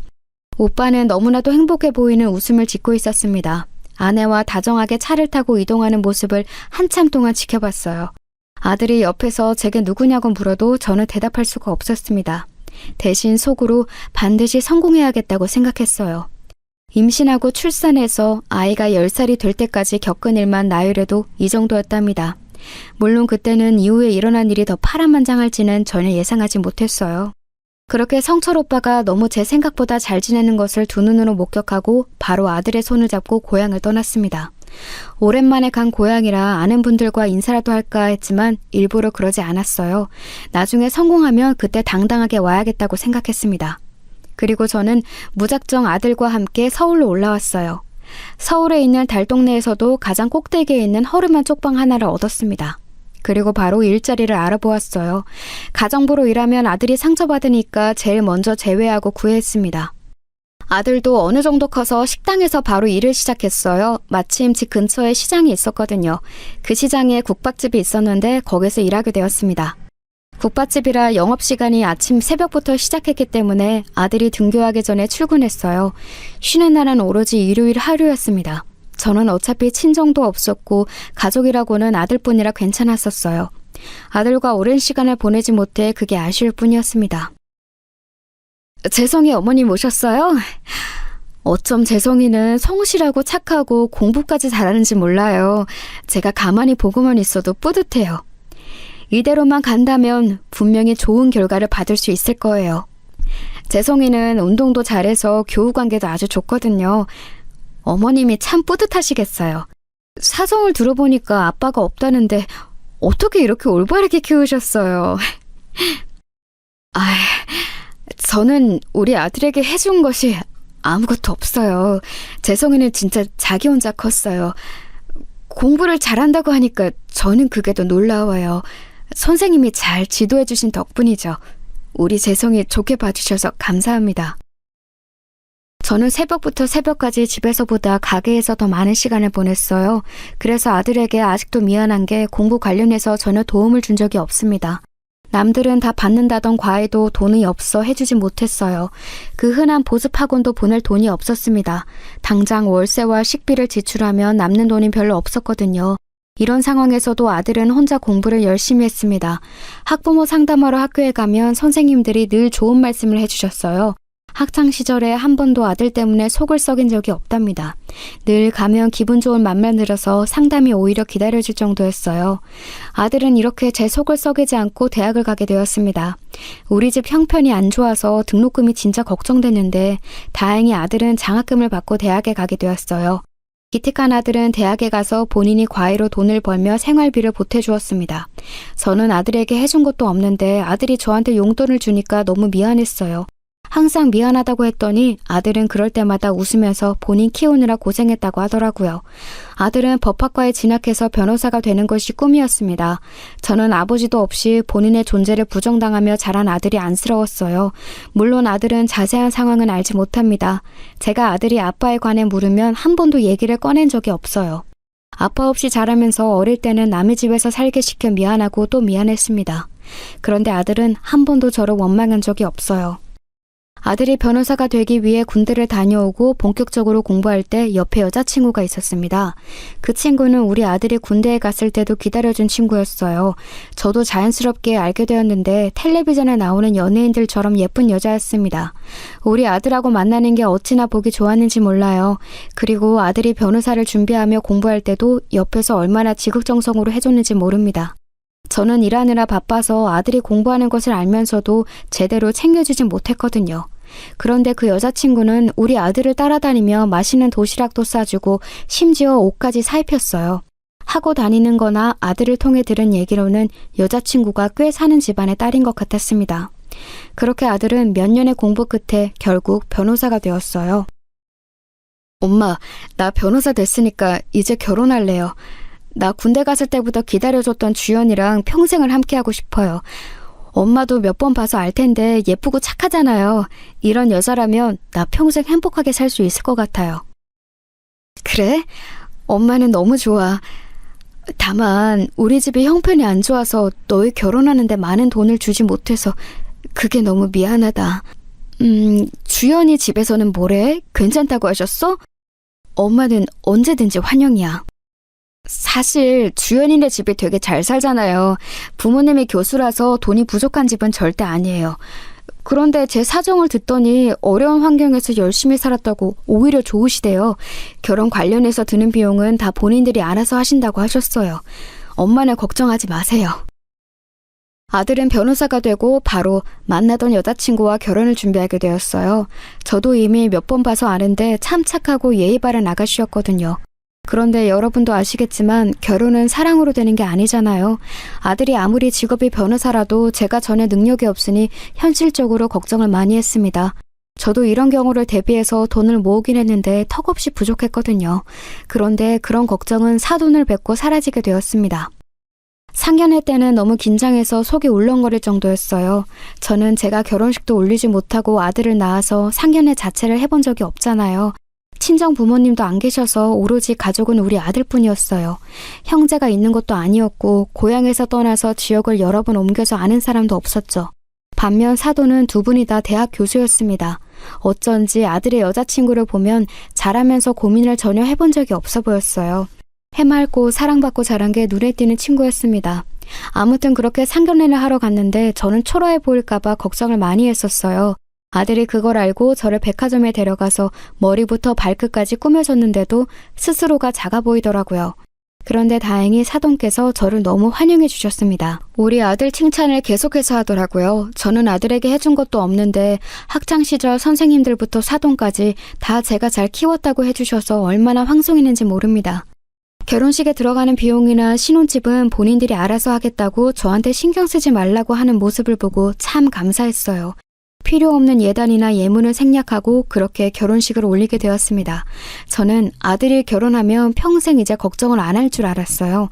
하지만 그건 제 착각이었다는 것을 결혼식 후에 알게 되었습니다.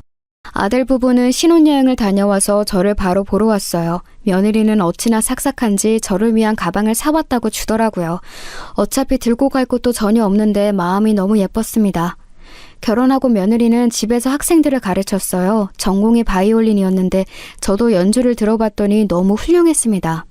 아들이 결혼하고 한동안 저는 아주 행복했어요. 왜냐하면 며느리가 딸처럼 저를 데리고 여기저기 놀러 다녔거든요. 덕분에 며느리의 어머니인 사돈까지 셋이서 여행도 다닐 정도였습니다. 사돈은 성격이 매우 온화하고 밝은 분이셨어요. 가만히 보고 있으면 모녀가 참 예뻤습니다. 성격이 매주 좋은 며느리 덕분에 제주도로 같이 셋이서만 여행을 다녀온 적도 있어요. 며느리는 중간에서 본인 엄마도 챙기고 저도 챙길 정도로 성격이 좋았습니다. 딸이 없던 저에게 며느리는 딸이 되어주었고 또 친구가 전혀 없는 저에게 사돈은 제 친구였어요. 이렇게 평생 늙어갈 수만 있다면 얼마나 좋을까 생각하게 되었습니다. 하지만 그것도 겨우 1년이 지나자 그럴 수가 없었어요. 왜냐하면 사돈이 암에 걸려 투병하게 되었거든요. 세아가, 내가 사돈 돌볼 테니까 가서 너 할 일 해라, 응? 나는 어차피 이제 몸도 안 좋아서 식당에 나가지도 못하잖아. 사돈 돌보면서 같이 말동무도 하고 안 심심해서 좋아. 그러니까 걱정하지 말고 가서 레슨하렴. 네가 네 인생을 살아야 사돈도 더 행복해 하셔. 어머니, 진짜 제가 너무 죄송하고 또 죄송해요. 우리 엄마를 이렇게 옆에서 간호해 주는 게 우리 시어머니라니 저를 믿기지 않아요. 이 은혜 절대 잊지 않을게요.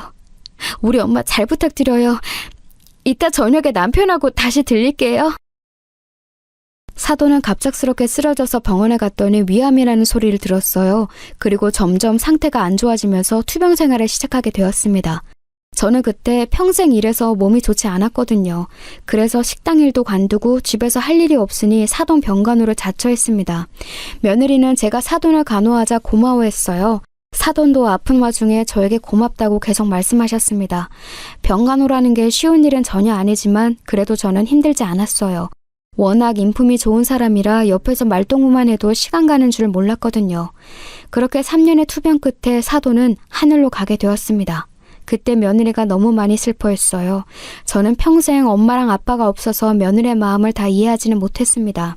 하지만 너무 슬퍼하는 며느리를 보니 저도 눈물이 나오더라고요. 그렇게 같이 울면서 힘든 시기를 버텨냈습니다. 사실 사돈이 돌아가시기 전에 저에게 따로 말한 게 있어요. 바로 며느리를 부탁한다는 말씀이셨습니다. 염치 없지만 본인 딸이 너무 걱정된다고 하셨어요. 다른 것은 전혀 문제가 되지 않지만 딸 걱정에 편히 눈을 감을 수가 없다고 하셨습니다. 그래서 저는 아들을 데리고 와서 사돈 앞에서 말했어요. 우리가 무슨 일이 있어도 따님을 지켜주겠다고 했더니 그제야 편안한 미소를 지으셨습니다. 저는 이미 그때는 며느리가 제 딸이라고 생각했기 때문에 진심으로 한 말이었어요. 며느리는 본인 엄마가 돌아가시자 저에게 더 잘했습니다. 원래도 저한테 먼저 연락하고 찾아왔는데 사돈이 하늘로 가고 저를 엄마라고 생각하는지 더 가까워졌어요. 아들이 결혼하고 딸이 생긴 기분이라 얼마나 좋았는지 모릅니다. 다만 한 가지 문제가 있었어요. 그건 바로 며느리 임신 문제였습니다. 알고 봤더니 며느리는 선천적으로 자궁이 좋지 못했어요. 그래서 임신에 무리가 있었습니다. 결혼하고 소식이 전혀 없었지만 제가 직접적으로 묻지는 않았거든요. 어차피 사돈이 투병하고 있어서 임신이 문제가 아니기도 했고요. 그런데 사돈이 하늘로 가고 며느리가 저에게 슬쩍 말하더라고요. 이제 남편하고 같이 병원에 다니기로 했어요. 병원 가서 검사했더니 자연적으로 임신하는 것은 저한테 무리래요. 아직 나이가 많은 편은 아니라서 일단 시험관으로 해보기로 했어요. 엄마 돌아가시고 나니까 아이에 관한 욕망이 더 생겼어요. 그래서 남편하고 꾸준히 준비해 보려고요. 어머니, 우리 부부를 위해 기도해 주세요. 당연하지, 아가. 나는 항상 너희 부부가 행복하길 바라고 있어. 임신이 어렵지만 꾸준히 노력하면 반드시 아기가 찾아올 거야. 너무 스트레스 받지 말고 행복하게 지내, 응? 무슨 힘든 일 있으면 다 나한테 말하고. 아가, 네 건강이 더 우선이야. 며느리는 시험관도 제가 알기로 몇 번을 실패했어요. 한 번에 되면 얼마나 좋을까 생각했는데 그런 일은 일어나지 않았습니다. 물론 저는 아들 부부에게 아이에 관한 얘기를 한 번도 먼저 꺼낸 적이 없어요. 제가 가볍게 물어봤다가 그게 상처가 될 수도 있으니까요. 제가 비교적 쉽게 그리고 예상하지 못한 채로 아들을 임신해서 저는 임신이 어려운 줄 몰랐습니다. 그런데 생각보다 임신하는 게 어렵다는 것을 며느리를 보고 알게 되었어요. 며느리는 임신을 너무 원해서 그런지 오히려 임신이 어려웠습니다. 용하다는 무당도 찾아가고 부적도 써봤어요. 전국에서 유명하다고 하는 한의원에 가서 한약까지 먹었습니다. 그런데도 임신이 되지 않더라고요. 저는 며느리가 꼭 손주를 낳지 않아도 괜찮았는데 본인이 아이를 너무 원하니까 옆에서 지켜보는 것이 굉장히 안쓰러웠습니다. 그러다 어느 순간 기적적으로 임신이 되었어요. 임신했다는 소식에 얼마나 기뻤는지 모릅니다. 그때부터 저는 태교에 좋다는 음식을 수소문해서 엄마처럼 챙겨주었어요. 며느리도 일하던 것도 쉬고 오로지 태교에 집중했습니다. 아들한테도 무조건 일보다 다른 것보다 아내가 우선이라고 말해두었어요.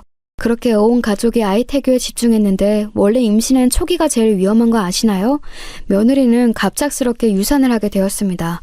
차라리 어디 넘어졌거나 다쳐서 유산한 거면 그 탓이라도 할 텐데 이유도 모른 채로 유산하게 되었어요. 되게 힘들게 가진 아이라 며느리는 충격이 매우 커 보였습니다. 아이를 유산하고 며느리는 집에서 본인 방에서 나오지 않았어요. 먹지도 않고 움직이지도 않고 침대에만 누워 있었습니다. 멍하게 벽을 바라보는 날도 많았어요. 저는 그런 며느리를 지켜보는 게 너무 힘들었습니다. 아가, 새아가, 내가 전복 넣어서 죽을 만들었는데 조금 먹어봐, 응? 먹고 기운 차리자. 아기는 다시 찾아올 수 있어. 엄마가 건강해야 아기도 기쁜 마음으로 너한테 오지. 안 그러니? 우리 새아가 하늘에서 사돈이 보고 계실 거야. 이러고 있으면 얼마나 마음이 아프겠니? 자, 해봐. 먹자. 어머니, 저 너무 힘들어요. 하늘에 있는 우리 엄마도 너무 보고 싶고 세상에 태어나지도 못하고 죽은 우리 아이가 불쌍해요. 아이를 가지는 게 이렇게 힘들 줄은 전혀 몰랐어요. 어떡해요. 너무 힘들어요. 며느리는 저를 붙잡고 매일 울기 시작했어요. 저는 그런 며느리를 이미 딸이라고 생각했기 때문에 가슴이 너무 아팠습니다. 그런 며느리를 옆에서 끼니마다 챙겨주고 말동무도 해주고 자연스럽게 우리 집보다 아들 집에서 머무르는 시간이 늘어났어요. 그런 생활을 1년 정도 하니까 며느리는 아예 저보고 들어와서 같이 살자고 하더라고요. 어차피 그때는 우리 집에서 보내는 기간보다 아들 집에서 지내는 시간이 더 많아 좋았습니다. 아들 부부와 함께 살게 된 저는 최대한 거슬리지 않게 행동했어요. 새벽부터 일어나서 집안일을 하고 며느리 입맛에 맞는 요리도 만들어 주었습니다. 아들이 우스갯소리로 본인 엄마가 아니고 며느리 엄마 같다고 말할 정도였어요. 유산하고 많이 힘들어했던 며느리는 상담도 여러 차례 받았습니다. 그리고 다시 조심스럽게 임신을 준비했어요. 이번에는 전처럼 너무 신경을 많이 쓰지 않고 거기에만 매달리지 않으려고 노력했어요. 그래서 바쁜 아들과 사돈 어른을 대신해서 제가 며느리를 데리고 여행도 많이 다녔습니다. 며느리도 저를 엄마처럼 생각하기 시작했어요. 둘이 제주도에 가서 바다를 보며 많은 얘기도 나누었습니다. 그렇게 마음을 비우고 편안한 상태로 있자 바로 임신이 되었어요. 이번에는 너무 태교에 매달리지 않기로 약속했습니다. 확실히 며느리의 표정도 예전보다 훨씬 가벼워 보였어요. 입덧이 있는 편이었던 며느리는 오로지 제 음식만 멀쩡하게 먹었습니다. 식당에서 사 먹는 것은 냄새를 맡는 것조차 힘들어했어요. 그래서 임신한 내내 제가 시장에서 직접 장을 보고 요리를 해주었습니다. 냉장고에 들어갔다 나온 음식을 먹이기 싫어 끼니마다 새로 해서 요리했어요. 유산하고 살이 너무 많이 빠져서 뼈가 앙상했던 며느리는 덕분에 살이 붙기 시작했습니다. 우스갯소리로 며느리가 저 때문에 돼지가 됐다고 웃을 정도였어요. 저는 그렇게 살이 오른 며느리를 보며 뿌듯한 기분이 들었습니다.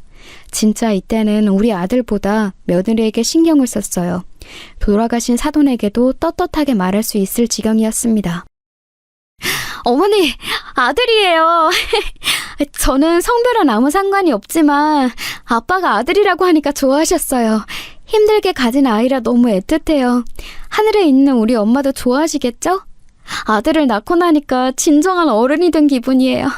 아들을 위해서라면 그 어떤 것도 할 수 있을 것 같아요. 아들이니? 축하한다. 나도 성별은 아무 상관이 없어. 그저 우리 새아가가 건강하길 더 바라고 있지. 아가, 혹시 먹고 싶은 것 없니? 내가 무엇이든 만들어 줄 테니까 말해봐. 미역국이랑 죽, 갈비찜 같은 것들은 당연히 해줄 거고. 또 없어? 며느리는 손자를 우량하러 나왔어요. 워낙 우여곡절이 많았던 아기라 저도 애틋했습니다. 손자의 얼굴은 며느리를 똑 닮았더라고요. 보기만 해도 웃음이 활짝 나오는 예쁜 아기였습니다. 사돈 어른은 아들이라고 하니 매우 좋아하셨어요. 확실히 아기가 있으니까 집안의 웃음이 끊이질 않았습니다. 저는 사실 손자를 보고 기분이 너무 이상하기도 했어요. 제가 아들을 가졌을 때, 그리고 낳고 나서 너무 힘든 인생을 겪었잖아요. 환영받지 못했던 출산이라 고향에서 쫓겨나기까지 했으니까요. 그래서 그 시절이 너무 괴로워서 아들의 신생아 시절이 기억이 잘 나지 않습니다. 또 너무나도 어렸던 아들을 데리고 남의 집에서 가정부 생활을 해서 눈치 보느라 아들을 어떻게 키웠는지 기억이 안 나요. 그 집 아들들을 키우느라 우리 아들에게 소홀했었거든요. 그래서 아들의 어린 시절을 생각하면 가슴이 아파 일부러 생각하지 않고 있기도 했습니다. 물론 아들은 모든 사실은 알지 못해요. 다만 어렸을 때 같이 살던 주인집 형들에게 많이 맞아서 힘들었다는 것은 술을 마시면 제게 종종 말하곤 했죠. 그렇게 힘든 시절을 겪어서 아들과 저는 어린 시절 얘기를 잘 안 꺼내거든요. 그런데 태어난 손자를 보니까 이제 그런 걱정은 하지 않아도 되잖아요. 며느리가 경제적으로 형편이 좋았고 사돈 어른도 딸과 손자라면 돈을 아낌없이 주는 사람이었거든요. 사는 게 문제가 되지 않으니 확실히 아이의 예쁜 모습만 눈에 보였습니다. 손자에게 그래서 아들에게 주지 못한 사랑을 듬뿍 주어야겠다고 생각했어요. 며느리는 손자를 낳고 손자에게 진짜 지극정성이었어요. 저는 아들을 대충 키웠는데 며느리는 책을 보면서 공부까지 하더라고요. 발달 과정에 맞는 음식을 먹이고 우리 때는 없었던 센터도 다니면서 키웠습니다. 저도 같이 사니까 손자를 많이 봐주었어요. 며느리의 육아 방식을 다 존중하면서 거슬리지 않게 최선을 다했습니다. 확실히 사랑을 많이 받고 자란 손자는 매우 명랑했어요. 어찌나 예쁜지 보고 있으면 시간 가는 줄 몰랐습니다. 확실히 아들이라 활동량이 많기는 했어요. 며느리와 제가 아들이 일하러 간 사이에 둘이나 손자를 돌보는데 둘 다 힘들어서 지치기도 했거든요. 며느리가 손자를 보느라 본인 몸을 챙기지 못하는 것 같아 제가 며느리를 챙겼습니다. 그렇게 우리는 서로를 의지하며 행복하게 살았어요. 손자가 자라면서 사돈의 어른까지 데리고 다 같이 여행도 많이 다녔습니다. 가서 찍은 사진들을 먼저 하늘로 간 사돈의 납골당에 가서 사진을 놓고 오기도 했어요. 며느리가 집에서 손자를 보면서 힘들까봐 종종 일부러 아들에게 휴가를 내라고 하고 둘이 오붓하게 여행을 다녀오라고 하기도 했습니다. 저는 혼자 손자를 보는 것이 힘들지 않았거든요. 이렇게 저는 행복하게 평생 살 줄 알았습니다. 그런데 원래 불행은 한꺼번에 찾아온다고 하죠. 너무 끔찍한 일이 우리에게 발생하게 되었습니다. 이 사건이 바로 오늘 제가 제보한 사연의 핵심이에요. 저는 며느리가 종일 집에서 손자를 보는 것이 안쓰러웠어요. 그래서 아들에게 며느리를 데리고 좋은 곳으로 여행을 많이 다니라고 했거든요. 그날도 그래서 손자를 제가 볼 테니 둘이 해외여행을 다녀오라고 했습니다. 며느리가 같이 가자고 했는데 저는 이제 나이가 드니까 여행도 힘들더라고요. 어차피 명절이 되면 사돈 어른까지 같이 놀러 다니니 이번에는 아들 부부 둘만 다녀오라고 했습니다. 그래서 오랜만에 며느리는 좋아하는 유럽으로 여행을 계획했어요. 긴 여행이라 6살 손자는 제가 보기로 했습니다. 그렇게 둘은 2주를 여행 가게 되었고 손자는 제가 혼자 집에서 돌봤어요. 남자아이라서 그런지 1초도 가만히 있지 못하는 손자는 역시 엄마가 없으니 더 날뛰었습니다. 그냥 유치원에 데려다주고 데리고 오는 것만 해도 힘들었어요. 확실히 나이가 드니까 체력적으로 힘이 들었지만 그래도 손자의 얼굴을 보면 힘든 것도 사라지게 되더라고요. 그렇게 손자를 보고 있었는데 유치원에서 손자를 데리고 놀이터에 갔어요. 할머니, 나 아이스크림 먹고 싶어. 응? 나 딸기맛 아이스크림 사줘. 아이스크림 먹으면 그네만 타고 바로 집으로 가서 양치하고 씻을게. 응? 엄마 없을 때 사줘. 아이스크림? 아유, 알겠어. 그러면 할머니가 여기 바로 앞에 있는 슈퍼에 가서 아이스크림 사올 테니까 여기 가만히 그네 타고 있어. 알겠지? 어디 가지 말고 그대로 있어야 해. 누가 뭐 사준다고 해도 따라가면 안 돼. 알지? 금방 다녀올게. 손자는 유난히 아이스크림을 좋아했어요. 며느리는 손자의 건강을 생각해서 아이스크림을 잘 사주지 않았습니다. 다만 본인이 여행 갈 때는 저한테 특별히 사줘도 된다고 허락했죠. 손자도 그걸 알고 엄마가 없으면 저한테 사달라고 유난히 떼를 쓰고는 했습니다. 원래 손자는 제가 아이스크림을 사온다고 하면 가만히 잘 있었거든요. 그래서 그날도 아무렇지 않게 그네를 태우고 혼자 놀이터 앞에 있는 슈퍼로 향했습니다. 진짜 길만 건너면 있는 곳이라 슈퍼에서도 놀이터가 보이는 가까운 거리였어요. 제가 아이스크림을 하나 사서 슈퍼를 나가는 그 순간이었습니다. 손자가 저를 향해 뛰어오기 시작했어요. 딸기 맛이 아니고 포도 맛을 먹겠다고 소리치며 달려오더라고요. 잠시만. 뛰지 마. 알겠어. 성민아. 어떡해. 성민아. 저기요, 119 좀 불러주세요. 어머, 어떡해. 손자는 저를 보고 달려오다 그만 사고가 나게 되었습니다. 슈퍼로 배달 오는 트럭과 부딪혔거든요. 저는 바로 트럭으로 달려가서 밑에 가서 손자를 보았어요. 손자는 그때까지는 아직 의식이 있던 상태였습니다. 119를 불러서 병원으로 향하는데 평소에 제가 종교가 없지만 하느님과 부처님 온갖 신들에게 다 빌었어요. 제발 목숨만 살려달라고 얼마나 빌었는지 모릅니다. 병원에 갔더니 의사가 보자마자 바로 수술실로 데려갔어요. 저는 수술실 앞에서 벌벌 떨며 문이 열리길 기다렸습니다. 그리고 아들 부부에게 연락했어요. 하필 유럽이라 제대로 연락이 되지 않더라고요. 급한 대로 사돈 어른에게 연락해서 병원으로 오라고 했고 마침내 아들과 며느리와 연락이 되었습니다.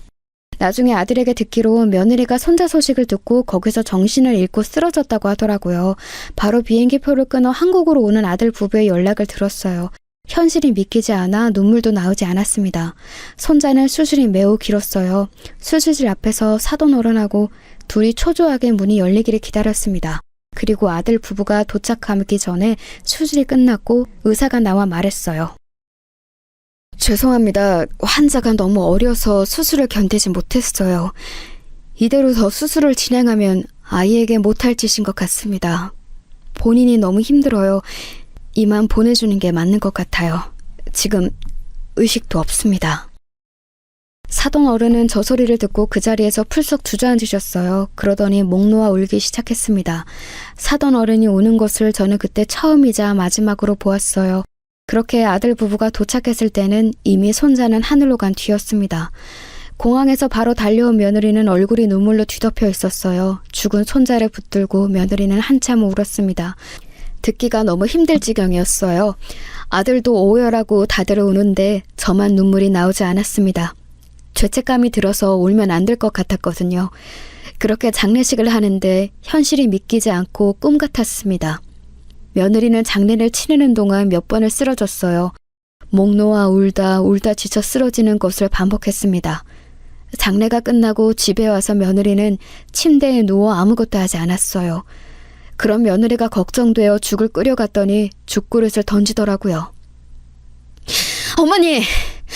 어머니가 우리 성민이를 제대로 보고 있었으면 이런 일 없었잖아요. 왜 손자를 죽여요, 네? 도대체 왜 어린아이를 혼자 놀이터에 두냐고요? 겨우 6살인데. 손잡고 같이 슈퍼에 갔어야지 왜 그랬냐고. 내 아들 살려내라고. 며느리는 제 얼굴을 보면 계속해서 원망하며 화를 냈습니다. 저는 그런 며느리를 이해했어요. 워낙 힘들게 유산까지 했다가 다시 생긴 아이잖아요. 게다가 유일한 자식이었고요. 제가 봐줄 테니까 마음 놓고 여행을 가라고 했는데 생긴 일이라 얼마나 미안했는지 모릅니다. 며느리한테도 그리고 죽은 손자한테도 너무 미안해서 죄책감이 들었어요. 집을 둘러보면 손자의 흔적이 가득 남아 있었습니다. 냉장고를 열면 손자에게 주려고 사놓았던 간식도 많았어요. 거실에는 손자의 장난감이 가득했습니다. 저도 도저히 괴로워서 있을 수가 없더라고요. 아들도 손자가 죽고 잠을 못 자고 거실에서 손자 장난감을 만지며 우는 날이 많았어요. 손자가 떠난 후에 다들 너무 힘들어했습니다. 저는 며느리에게 너무 미안해서 같이 살 수가 없더라고요. 그래서 아들에게 말하고 혼자 고시원에서 살고 있었는데 며칠 뒤에 아들이 저를 찾아와서 말했습니다. 엄마, 나 이혼하기로 했어요. 아내가 도저히 한국에서 못 살겠대요. 장인어른이 미국으로 넘어간다고 하셨는데 따라가기로 했다고 이혼하자고 하더라고요. 한국에서 살면 자꾸 아들 생각이 나서 살 수가 없대요. 그래서 합의 이혼하기로 했어요. 엄마, 나 너무 힘들어요. 그러니? 그렇구나. 엄마가 우리 아들한테도 참 미안하다. 나 때문에 이렇게 일이 일어났어. 너무 미안해. 진짜 내가 다 잘못이다. 나 때문에 이렇게 된 거야. 미안하다. 며느리는 도저히 이 슬픔을 견디지 못하고 그대로 미국으로 가게 되었습니다. 아들에게 이혼을 요구했고 아들은 그 이혼을 받아들였어요. 저를 원망하는 며느리는 떠날 때까지 제 얼굴을 보지 않았습니다. 저도 죄책감이 너무 커서 며느리에게 연락을 먼저 못하겠더라고요. 그렇게 며느리는 미국으로 가서 연락이 끊기게 되었습니다. 손자가 죽고 힘들어하던 우리 아들은 이혼하고 아내까지 잃자 너무 많이 괴로워했어요. 잘 다니던 회사도 그만두고 혼자 집에서 술만 마시더라고요. 그런 아들을 보며 너무 미안해서 제가 세상에서 사라지고 싶었습니다. 아들이 그래도 그동안 모은 돈이 있어 몇 년은 그걸로 버텼어요. 그런데 아들은 날이 갈수록 증상이 심각해졌습니다. 술을 물처럼 마시면서 살았어요. 몽유병도 걸리고 불면증의 온갖 정신적인 이상 증상은 다 나타났습니다. 어느 날은 허공을 바라보며 헛소리까지 하더라고요. 혼자서만 그러면 상관이 없는데 급기야 집을 나가 주민들에게 욕까지 했습니다. 멀쩡하게 변호사로 활동하다 저렇게 된 게 다 제 탓이었어요. 제가 손자만 잘 돌봤으면 그런 일은 일어나지 않았을 거잖아요. 너무 미안해서 그런 아들에게 절대 뭐라 하지 못하겠더라고요. 아들이 모은 돈으로 결국 아들의 병원비로 다 쓰게 되었습니다. 강제로 병원에 입원시켰는데 돈이 만만치 않더라고요. 대출을 받아 메꾸고 제가 늙은 몸으로 건물 청소도 하면서 병원비를 해결했어요. 그렇게 시간이 흐르고 흘러 10년이 흐르게 되었습니다. 10년이 지나니 아들은 예전보다 괜찮아져서 입원은 하지 않아도 되었어요. 하지만 예전처럼 정상적으로 변호사 일을 계속할 수는 없었습니다. 그래도 겉으로만 보면 멀쩡한 사람처럼 보여 그나마 다행이었죠. 하루 벌어 하루 먹고 사는 형태로 힘들게 살고 있었어요. 빚은 늘어났지만 아들이 조금씩 정상적인 사람처럼 행동해서 다행이라고 생각했습니다.